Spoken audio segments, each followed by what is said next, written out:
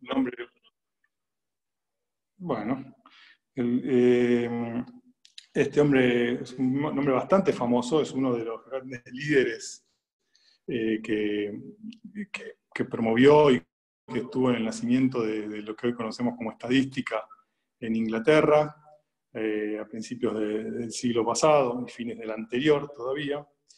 Se hizo bastante famoso por muchas cosas.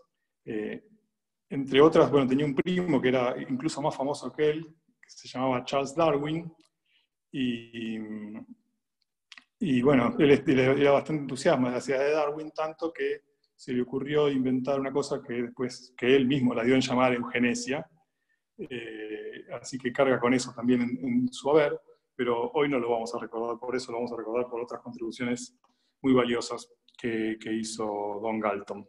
El segundo hombre en cuestión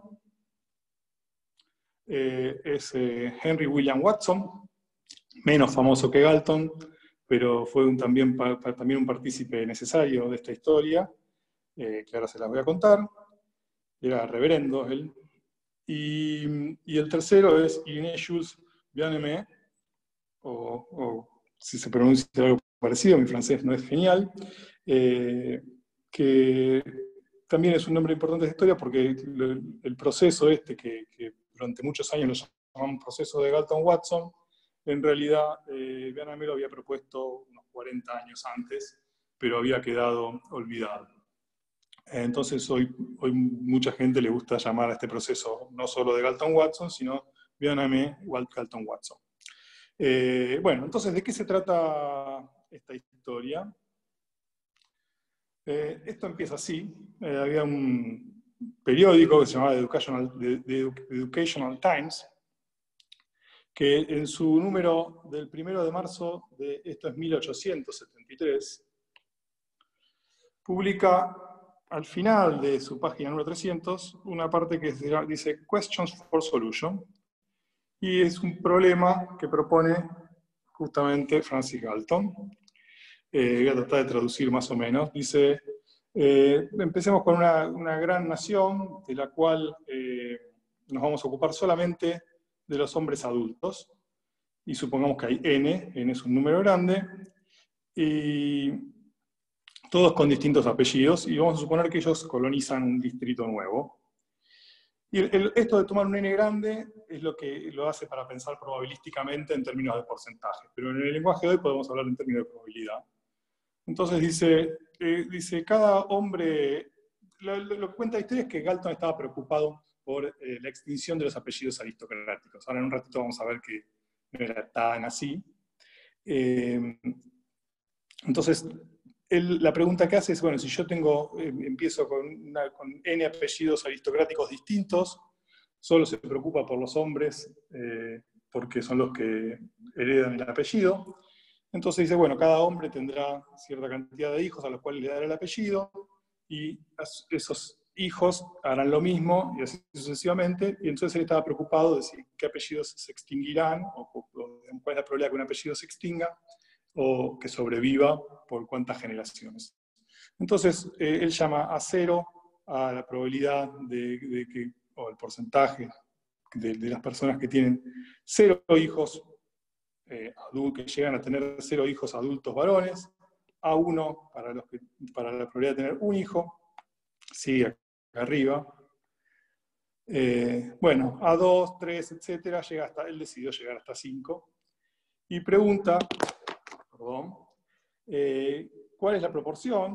O, de vuelta, que es lo mismo que lo podemos traducir en términos de probabilidades, ¿cuál es la proporción que se van de apellidos que se van a extinguir después de R generaciones? Y después, acá lo acabo de tachar, también pregunta cuántos dado un apellido, cuántas personas van a tener ese apellido después de varias generaciones. O sea que estaba preocupado por si se extinguía, cuál era la probabilidad de que se extinga el apellido o no después de varias generaciones, y cuánto había crecido el tamaño de ese apellido después de un tiempo.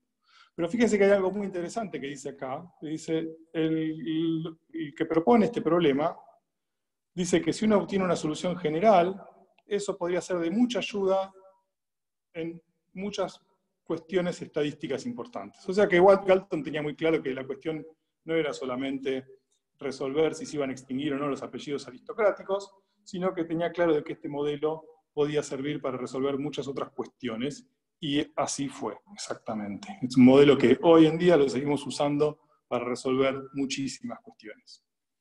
Bueno, entonces, vamos con el modelo para representar esto que quería hacer Galton. El proceso se llama el proceso de Galton-Watson y quiere representar esto que vamos a ver recién. Piensen así, que empiezo con un individuo, este individuo tiene una cierta cantidad de hijos, supónganse que tiene 3 hijos, después cada uno de esos hijos tendrá una cierta cantidad de hijos, por ejemplo este tiene 2, este podría tener 1 y este digamos que ninguno. Entonces, listo, termino acá. Entonces esta es la primera, la generación 0, la generación 1, y así vamos siguiendo. Esta es la generación 2, acá tiene 3 hijos, y acá este podría, por ejemplo, podría seguir así, y tener, en la generación 3, podríamos tener, por ejemplo, 6 hijos. Entonces construimos matemáticamente este objeto. Nos vamos a armar de un montón de variables aleatorias que las vamos a llamar L y J, todas variables independientes y todas con la misma distribución, eso es el significado de I y D, y con que toman valores en los naturales. O sea que el valor que toman es 0, 1, 2, 3, 4, etc., pero es una cantidad aleatoria, y lo que van a representar estas variables es la cantidad de hijos que tiene cada individuo. Entonces vamos a suponer que todos los hijos tienen hijos con la misma distribución, y todos en forma independiente, y vamos a llamar M a la esperanza de todas esas distribuciones. Esta L que está acá representa una variable que tiene la misma distribución que estas que acá arriba. Entonces, como les decía antes, L y J es la cantidad de hijos. Bueno, ¿por qué? ¿Cómo vamos a usar el subíndice? Bueno, L y J va a ser la cantidad de hijos que tiene el iésimo individuo, o sea, voy a numerar a todos los individuos de cada generación, y al iésimo individuo de la generación J lo llamo L y J. Perdón, voy a llamar L y J a la cantidad de hijos que tiene el iésimo individuo de la generación J. Entonces acá, por ejemplo, empezamos con, bueno, Z0 es la distribución inicial, entonces acá empezamos con Z0 igual a 1, podríamos acá numerar que este es el primer individuo de la generación 1, este es el segundo, este es el tercero, entonces este hijo tiene con el L1, 1, porque es el primer hijo de la generación 1, y tuvo 2 hijos. Esta que está acá es el segundo hijo de la generación 1 y tuvo un hijo, y el tercer hijo de la generación 1 tuvo 0 hijos. Y así seguimos, ¿no? Entonces, por ejemplo, este que está acá es el primer hijo de la generación 2 que tuvo un solo hijo, etc. Entonces, ¿cómo construimos nuestro proceso? Vamos a hacer así. Decimos, bueno, Z0 es 1. ¿Cómo construimos Z1? Y tenemos que agarrar y sumar todos los hijos de todos los individuos. Entonces vamos a hacer el L1 de la generación 1 más L2, 1 más L3, 1. ¿Y hasta dónde tenemos que sumar? Bueno, hasta la cantidad de hijos que haya tenido el individuo S. Entonces, una vez que tenemos una generación, ¿cómo construimos la siguiente generación? Tenemos que sumar ¿cuánta gente? Bueno, la cantidad de gente que hay en la generación N, y para todos ellos nos fijamos la cantidad de hijos que tuvo cada uno de ellos. Entonces, esto nos da la cantidad de individuos en la generación N, siguiendo esta regla que está acá. ¿Está bien? Entonces construimos un proceso simplemente con esta regla. Empezamos con un individuo, si quisiésemos empezar con más, no habría ningún problema, y una vez que tenemos construida la primera generación, acá, perdón, cometí un error, en realidad Z1 es el L0, este sería el Z2. Z1 es bueno, tendríamos que poner la cantidad de hijos que tiene la generación 0, si quieren llamémoslo así. Entonces, una vez que tenemos la cantidad de hijos que tenemos en la generación N, podemos construir la cantidad de hijos que tenemos en la generación N más 1, simplemente sumando todos los hijos que tuvieron todos los de esa generación. Y acá una pequeña observación, que podemos reinterpretar a las L y J y pensarlas, como dice acá abajo, en lugar de ser la cantidad de hijos que tiene un individuo de una determinada generación, podemos pensar que LIJ es la cantidad de personas que infecta el iésimo infectado de la generación J de infectados. En este sentido, estamos pensando como que empieza mi epidemia con un individuo infectado, no porque, bueno, por alguna razón empezamos con un individuo infectado, y vamos a suponer que después no viene nadie de afuera, no como pasó acá, que vinieron muchos casos infectados de afuera. Vamos a suponer que empezamos con uno solo. Esta persona infecta a una cierta cantidad de individuos, por ejemplo 3, esos son los infectados de la primera generación, y cada uno de estos infectados infectará de vuelta una cantidad de individuos, y esos van a ser los infectados de la segunda generación. Entonces, la generación de infectados juega el mismo papel que antes.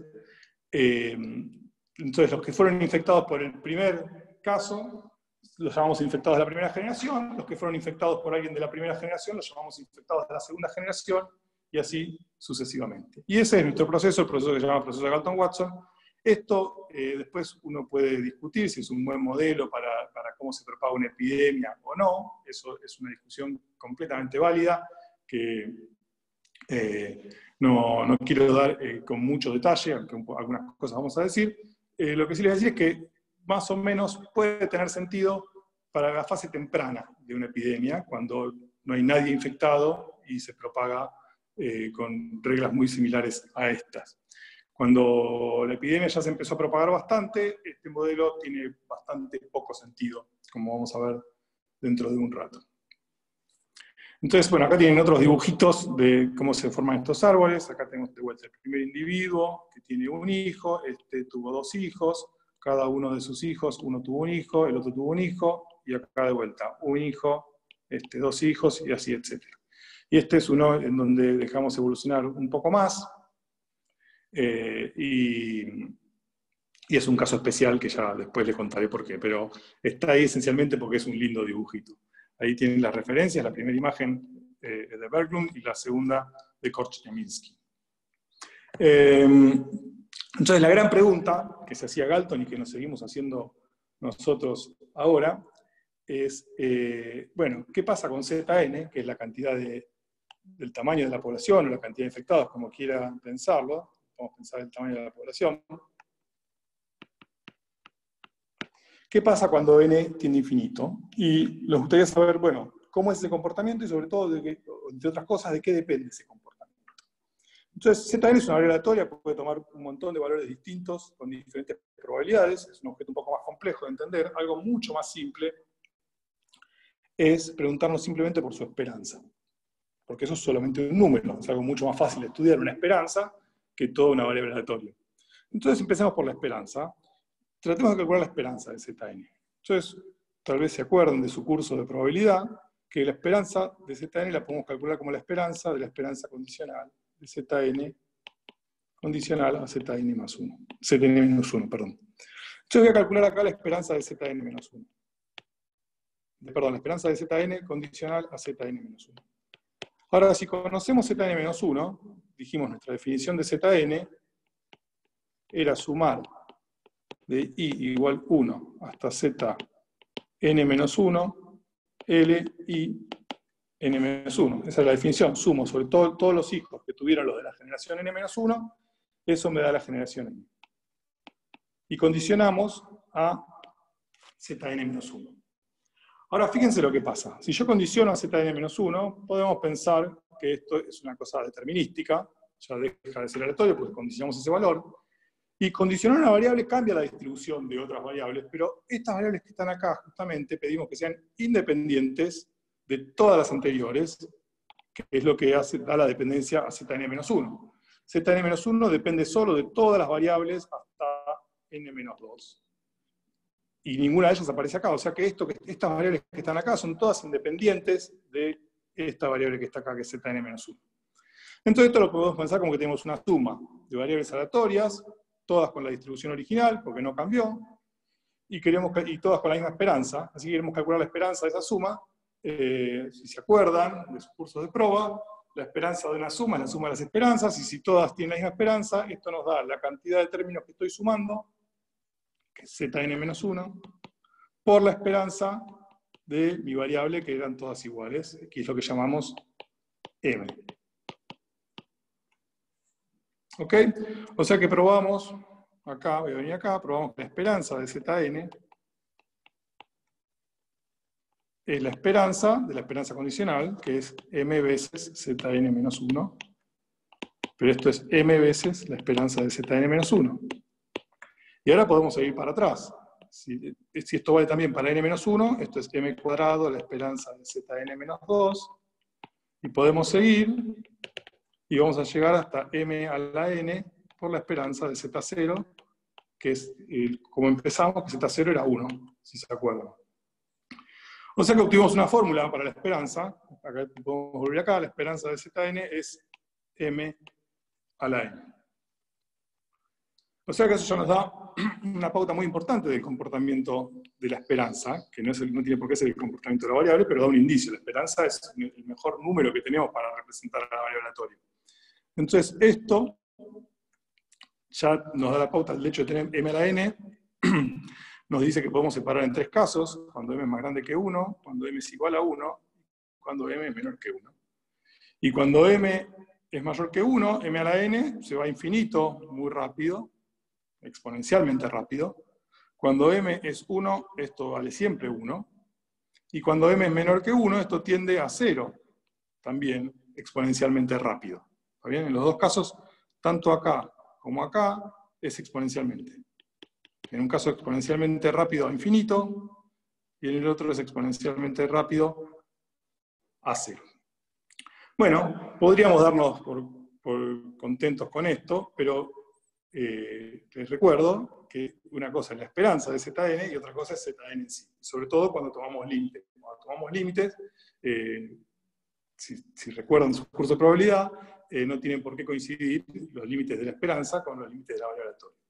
Entonces, pero estudiar el límite de una variable aleatoria es un problema mucho más delicado, y para eso necesitamos introducir una noción bastante importante en teoría de probabilidades, que es la noción de martingales. Entonces, si yo tengo una sucesión de variables aleatorias, esto vale para cualquier, lo que se llama un proceso estocástico, una sucesión de variables aleatorias, vamos a decir que es una martingala si pasa lo siguiente, que la esperanza de xn más 1 condicional a todo el pasado, es decir, supónganse que yo conozco todo mi proceso, ese es xn, los valores que va tomando mi proceso en los diferentes tiempos, en ese tiempo en este caso. Supongamos que yo conozco todo mi proceso hasta tiempo n, y ahora me pregunto qué pasará en el siguiente tiempo, en el siguiente paso. Y una martingala es un proceso que le pasa que en promedio me quedo donde estoy. No tengo ninguna razón para ir ni para arriba, ni para abajo, ni para la derecha, ni para la izquierda. Lo mejor que me puede pasar es quedarme donde estoy. ¿Está bien? Entonces, si estamos en busca de una martingala, Zn, fíjense que no es una martingala, no es lo que esperamos que sea una martingala, porque Zn, digamos, si m es grande, por ejemplo, si m es más grande que 1, esperamos que crezca, que sea cada vez más grande. O sea que si yo sé que tengo, ¿se acuerdan que probamos que la esperanza de Zn más 1 era m veces la esperanza de Zn? Entonces, por ejemplo, si m es más grande que 1, conociendo todo hasta el momento enésimo, lo que espero es en el momento n más 1 multiplicar por m a lo que tengo hasta ahí. O sea que no espero quedarme donde estoy. Pero ahora vamos a ver que podemos construir una martingala de todas maneras. De hecho, fíjense, vamos a mirar acá. Nosotros calculamos acá algo bastante parecido a lo que necesitamos. Fíjense que si yo condicionábamos a Zn-1 o condicionábamos a todo, era exactamente igual, no había ninguna diferencia. Entonces, ¿qué probamos nosotros? Que la esperanza esta es Zn-1 por m, no es lo que necesitamos para hacer una martingala, pero si yo cada vez voy multiplicando por m, por ahí tiene más sentido agarrar y dividir acá por m a la n. Y si dividimos por m a la n, tenemos que dividir en todos lados por m a la n, dividimos acá por m a la n, dividimos acá por m a la n, ¿y qué nos quedó? M con el n se va, nos queda n-1, o sea que la esperanza de Zn sobre m a la n es Zn-1 sobre m a la n-1. Eso lo que está diciendo, con nuestra definición de recién, es que Zn sobre m a la n es una martingala. Esa es la martingala que nos va a servir. ¿Y por qué nos va a servir? Porque hay un teorema hermoso, que se lo debemos a Doob, que se llama el teorema, en realidad es una serie de teoremas, los teoremas de convergencia de martingalas. El que nos va a servir a nosotros acá es uno que dice así. Dice, si yo tengo una sucesión de variables aleatorias, como la recién, que es una martingala, o sea que cumple esa propiedad, que la esperanza de xn más 1, dado todo el pasado, es donde estoy, entonces tiene límites. Las martingalas tienen esa maravilla. Bueno, en este caso tenemos una hipótesis importante que es no negativa, o sea que no toma valores negativos, que es nuestro caso, porque es simplemente el tamaño de nuestra población.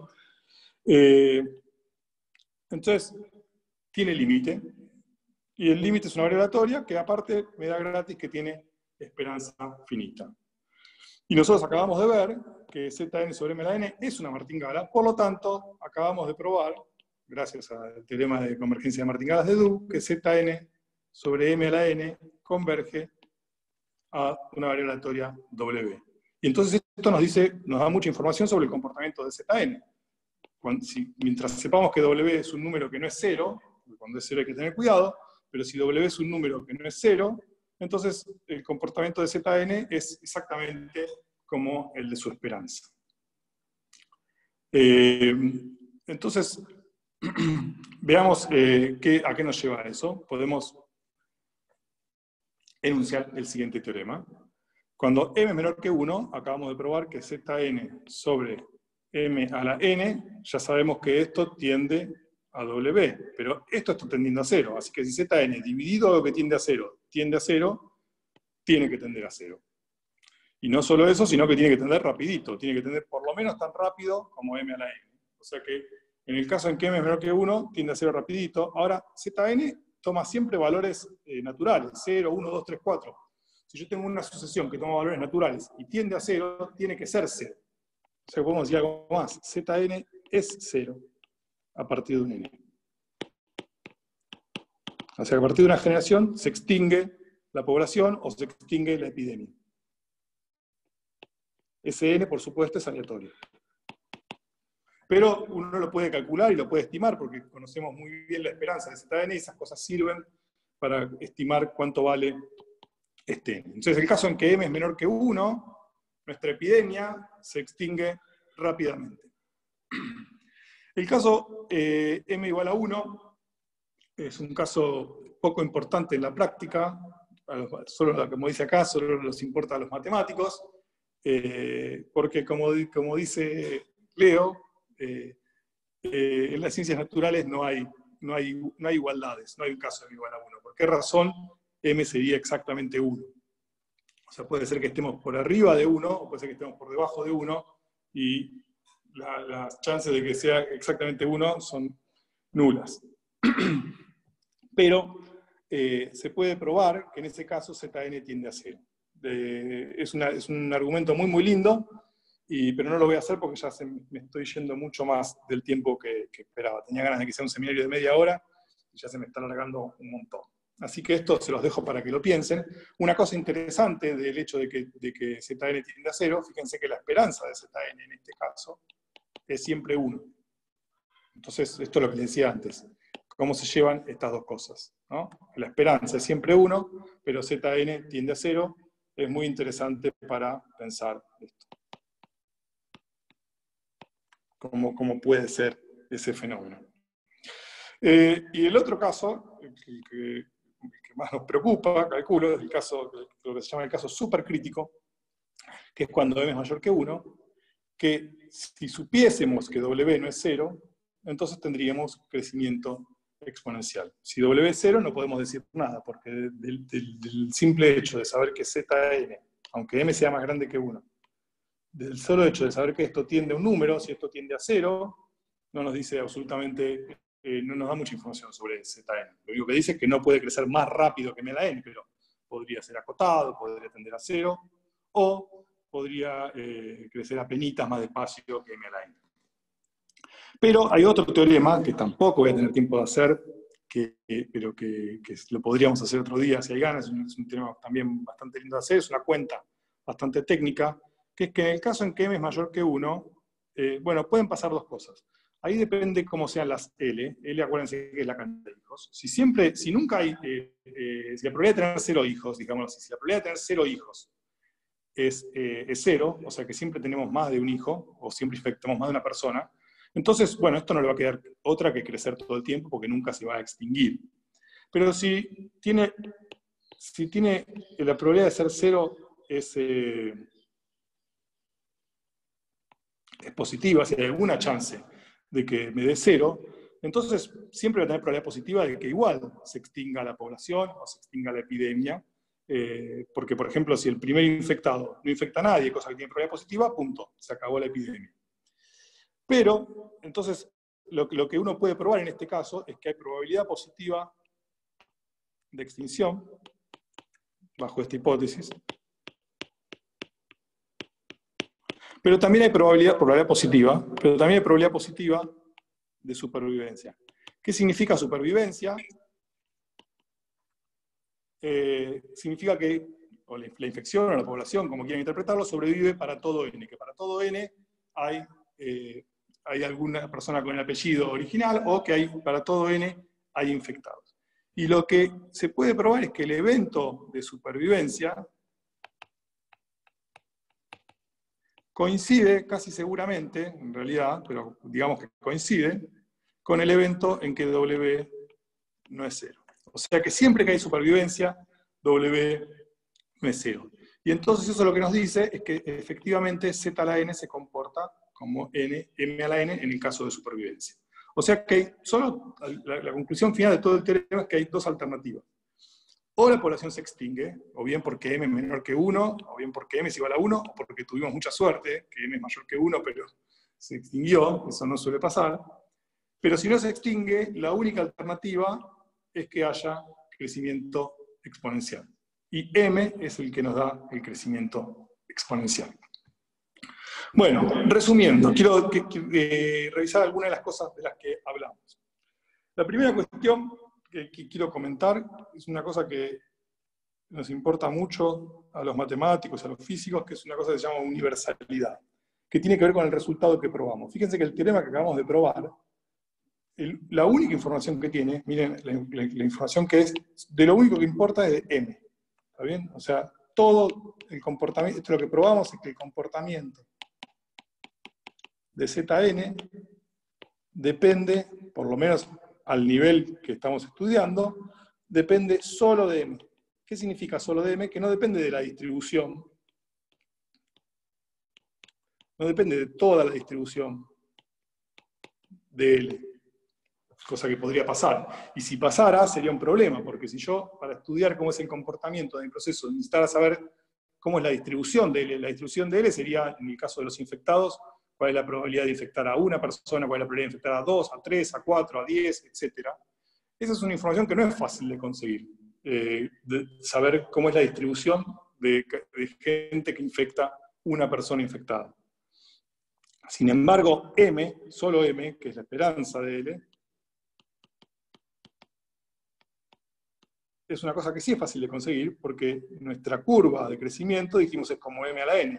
Entonces, con solo mirar cómo crece la cantidad de infectados, podemos calcular M, son las famosas rectas esas que ven en todos los gráficos que están dando vuelta, cuando toman el logaritmo, si tomo el logaritmo de esto, nos queda N por log de M, o sea que el logaritmo de M es la pendiente de esa recta. Así que es una cosa que uno puede estimar fácilmente. Entonces, por suerte, el comportamiento de Zn depende solo de M y no de toda la distribución de L, como sí dependen otras cosas. Por ejemplo, acá hablamos de la probabilidad de supervivencia, y la probabilidad de supervivencia sí depende de toda la distribución de L. Yo no hice la cuenta acá de por qué, pero depende de toda la distribución de L, no solo de su esperanza. Entonces, no es obvio que haya universalidad. Puede pasar que dependa de unas poquitas cosas, como acá en este caso que depende solo de la esperanza, o puede que no. Entonces, tenemos universalidad para el comportamiento asintótico de Zn. La segunda cuestión que es muy importante en muchos modelos y que nos gusta estudiar mucho es lo que se llama una transición de fase. Una transición de fase, decimos que una transición de fase es cuando, cambiando poquito los parámetros de nuestro modelo, obtenemos cambios drásticos en el comportamiento del modelo, el comportamiento cualitativo del modelo, que es exactamente lo que pasa en nuestro teorema. Moviendo un poquitito m, si me paso para arriba de 1, perdón, para arriba de 1 acá, o para debajo de 1, obtenemos comportamientos asintóticos completamente distintos. Eso no pasa, por ejemplo, si pasamos de 2 a 2,1. Comportamiento, si m es 2 o 2,1, es más o menos parecido. Pero si m es 1.1 o 0.9 acá, 1.1 acá, 0.9 acá, el comportamiento es drásticamente distinto y eso es lo que llamamos una transición de fase. Y por último, me gustaría hablar un poquito de n, que es m, que en el caso de la epidemia sería la esperanza de la cantidad de infectados por una persona que tiene el virus, una persona que está infectada. Entonces, ya esta es una de las últimas transparencias, creo. Vamos a poner un posible modelo para m, no tiene por qué ser el único, pero uno podría pensar que m, acuérdense, m es para una persona que está infectada, en promedio, ¿a cuántos más va a infectar? Entonces podríamos pensar el siguiente modelo, que es que, bueno, vamos a suponer que todo el mundo se encuentra con todo el mundo, cosa que es poco realista, pero supongamos que todo el mundo se encuentra con todo el mundo, y que cada vez que se junta un infectado con un susceptible, hay una probabilidad P de que le transmita el virus, de que se contagie. Y vamos a llamar Xi, después le vamos a poner IJ para los subíndices, que van a jugar un rol parecido al de los subíndices de la L, pero Xi es la cantidad de contactos con susceptibles de un infectado. O sea, cada infectado, vamos a llamar Xi a una abreviatura que me dice, bueno, ¿con cuánta gente se contacta? Que le da la mano, que está cerca, que se sienta al lado en el cine, que está muy pegadito en la cola del supermercado, etc. Eso, todas las personas con las que se cruza mientras tiene el virus en estado de ser plausible, de ser propagado, todas esas personas es lo que llamamos Xi. Entonces tiene sentido decir, bueno, la esperanza de L y J la podemos calcular como P por la esperanza de Xi. Es la cantidad de gente con la que me crucé por la probabilidad de infectar a cada uno de ellos. ¿Está bien? Bueno, ustedes me dirán, bueno, ¿y qué tiene que ver esto con tanto que hablaste del R0 y el R0? ¿Qué tiene que ver esto con el R0? Bueno, esto es exactamente el R0. O sea, el R0, a lo que se llama el R0 es esto, es una persona que está infectada, en promedio, ¿a cuántos más va a infectar antes de curarse? O que es lo mismo que decir a cuántos va a infectar en total. ¿Está bien? Entonces, en el caso del modelo de Galton-Watson, es simplemente la esperanza de la CLIJ. Uno puede tener modelos mucho más complejos, de hecho hay modelos mucho más complejos, pero el R0 vuelve a ser lo mismo. Es en promedio a cuántas personas infecta una persona que está infectada. Entonces fíjense que, por supuesto, uno ¿qué quiere? Quiere que m sea lo más chico posible, idealmente menor que 1. La diferencia entre que m sea menor que 1 y mayor que 1, ya vimos que es sustancial. Entonces uno puede preguntarse, bueno, ¿qué puede hacer uno para bajar m? ¿Cómo puede bajar m? Bueno, pero si m es p por la esperanza de los Xi y J, bueno, hay dos formas de bajar m, bajando p o bajando la esperanza de los Xi y J. Entonces, ¿qué significa bajar P? Bueno, bajar la probabilidad de contagio. ¿Cómo podemos hacer para bajar la probabilidad de contagio? Bueno, escuchamos recomendaciones de ese tipo. Lavarse las manos, no darse la mano, toser en el codo, etc. Y la otra cosa que uno puede hacer es bajar el Xi. ¿Qué puede hacer para bajar el Xi? Bueno, tener menos contactos, por ejemplo, quedarse en casa. Es una medida que tiende a reducir el Xi. Entonces ahí uno puede pensar un lindo ejercicio de todas las medidas que uno escucha de las autoridades oficiales, que son las únicas medidas que recomiendo escuchar. Puede pensar cada una de esas medidas si está apuntando a bajar P o a bajar Xi. Típicamente inciden en alguna de esas dos cosas. Y si no me equivoco, bueno, tengo algunas cuestiones más que las voy a dejar acá para que las vean, pero no las voy a discutir, o las voy a discutir muy, muy rápidamente porque quiero ir cerrando. Uno es la probabilidad de extinción, que es un tema desde el punto de vista probabilístico muy interesante. Desde el punto de vista epidemiológico, la verdad que no lo sé, no sé si los epidemiólogos están preocupados por esto o no. Igual les repito, este es un modelo que sirve en la fase temprana, no sirve después, y ahora vamos a ver por qué. fíjense que otra cosa que podríamos discutir es esto, que el LIJ, que es la cantidad de infectados que infecta una persona, dependa del tamaño. El tamaño significa el tamaño de la población, o el tamaño de la infección. ¿Por qué tiene sentido agregar esta complicación?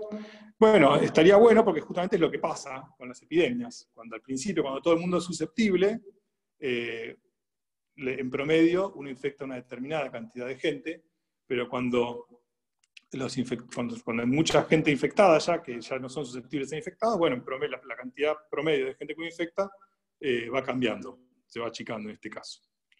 Otra cosa que me podrían criticar es el tema de que no trabajamos el tema de la inmigración. De hecho, muchos de los casos que estamos teniendo nosotros ahora se deben a inmigración.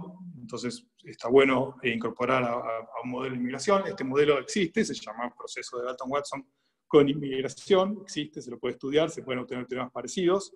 No lo voy a hacer ahora porque, les repito, el objetivo era hacer un modelo muy, muy simple en donde haya algunas cosas interesantes para estudiar.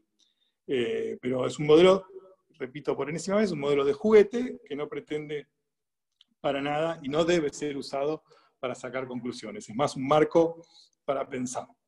Un problema matemático interesante, poco importa desde el punto de vista epidemiológico, es el comportamiento de ZN condicional a W. Es decir, yo ya sé cómo terminó la cosa y quiero entender cómo se llegó a esa cosa. Y otra cosa muy importante, eso sí, desde el punto de vista de modelado, para hacer modelos más realistas, es tener en cuenta la estructura espacial, que en ningún momento tuvimos en cuenta nosotros, bueno, que un infectado tiene sus vecinos, tiene sus contactos, y hay otra gente que está muy lejos con la cual no va a interactuar. Entonces, campo medio se le suele llamar cuando uno piensa que todos interactúan con todos por igual, pero uno puede pensar que tiene otro tipo de grafos, que es lo que se llama, que es decir, cómo se conecta la gente. No puede ser una conexión así, que es lo que uno llama la grilla, o conexiones, es decir, bueno, cada persona tiene sus contactos, qué sé yo, acá estamos los de Buenos Aires, conectados todos con todos, pero alguien que está en Córdoba tendrá su red de conexiones también, que está más lejos que la de Buenos Aires. Entonces uno tiene un grafo que marca las conexiones de cómo son las redes sociales, si quieren, pero sociales físicas, no sociales virtuales, que marca cuáles son los contactos de esas personas, y uno le gustaría hacer un modelo en eso. Entonces se llama, puede tomar una serie de grafos específicos, o algo que suele ser más útil para modelar, que son los grafos aleatorios con determinada estructura. Y otra cosa que deben haber escuchado hablar, que un modelo bastante más, un modelo mejor para las epidemias, aunque también uno puede tener sus cuestionamientos, si sirve o no sirve para modelar, pero es bastante más conocido, que es el modelo SIR, en donde uno contempla susceptibles, infectados y recuperados, y, digamos, mete esas variables en la ecuación para el desarrollo de la infección. Y también se lo puede hacer así probabilístico, el modelo probabilístico, como lo hicimos nosotros acá, o por ahí lo vieron también en algún lado, con ecuaciones diferenciales, que cuando uno ya es lo que llamamos, toma un límite de escala de esta situación y obtiene un modelo determinístico del comportamiento del mismo fenómeno. Bueno, espero no haberlos aburrido demasiados. Voy a terminar acá.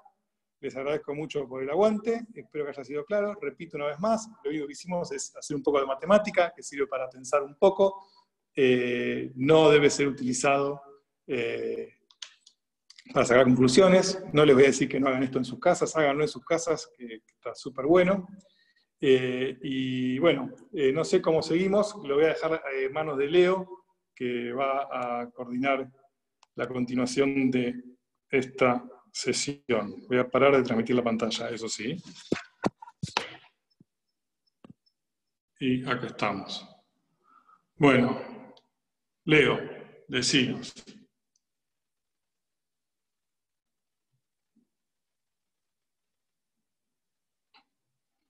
¿Estás ahí, Leo?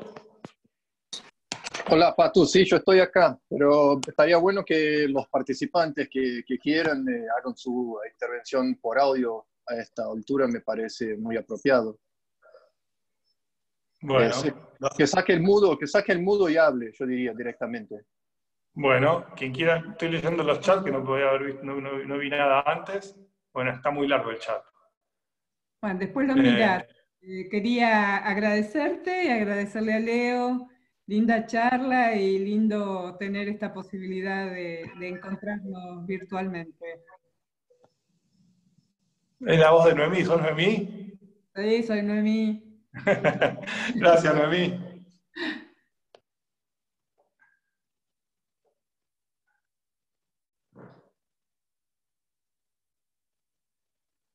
Bueno, no lleva él. Bueno, si me permiten un comentario, me pareció demasiado modesto eso de que no se puede sacar conclusiones.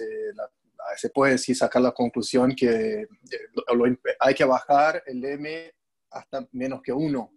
No nos queda mucha alternativa. Al principio hay que bajar el P y la esperanza de los XIS, como decías. Bueno, muy bien, Leo es más osado. Hacenos más comentarios, Leo.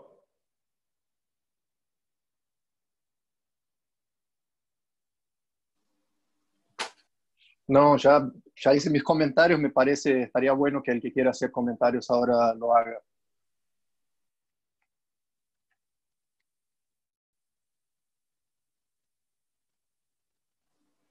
O si no, el otro, que el hecho de que la probabilidad de extinción sea positiva es en términos prácticos bastante irrelevante, porque eso es cuando empieza un individuo. Una vez que ya hay una docena, te puedes olvidar de la probabilidad de que M sea más grande que 1, pero que el apellido se extinga igual o que la infección desaparezca igual. Después que ya tenés una docena de individuos infectados o docena de personas con el mismo apellido, ya no es aleatorio, casi. Lo que determina si va a crecer exponencialmente o morirse exponencialmente rápido en probabilidad es directamente el M. Ese sería un comentario. No sé, Patu, si quieres agregar más. Sí, buenísimo, Leo. Totalmente de acuerdo. Agregaría que cuando eso pasa, cuando M es mayor que 1, y hay probabilidad positiva de que se extinga, eso es cierto, pero esas son las epidemias que nunca nos enteramos. O sea, que apareció, contagió a 3 o 4, se murió la epidemia y nunca nadie se enteró. Digamos, desde el punto de vista que nos preocupamos es porque ya estamos en el evento de no extinción y no va a pasar.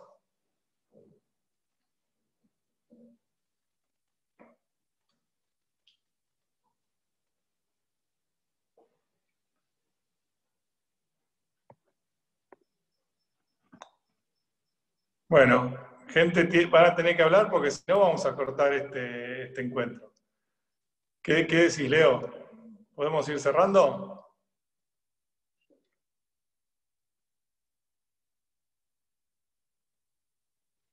Sí, dice Leo. Bueno, perfecto. El que quiera cualquier otra cosa, si no, podemos seguir por cualquier otro canal, por Twitter o me mandan un mail y la seguimos. Bueno, gracias por el aguante, gracias por haber estado y cuídense. Hasta luego.